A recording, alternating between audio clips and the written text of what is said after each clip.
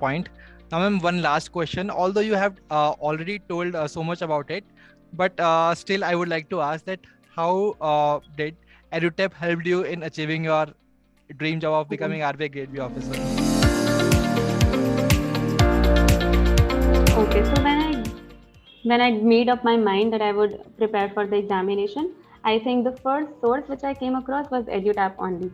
So then I did some research and I got to know that the material that you provide is very relevant. So I just subscribed to your course and I immediately started, not with that intensity, but I started with some kind of preparation from the material that, like, I used to watch videos in my free time. Like, I used to devote, I remember hardly maybe 1 or 2 hours because I loved watching your videos because they were so engaging. The examples that you use to make us understand the difficult concepts was, I think, that's a you have done commendable job on that. I used to watch videos on that, and later on, after the notification came, the marathon sessions, they provided great help. The flow charts for schemes and everything, they were very effective, I would say.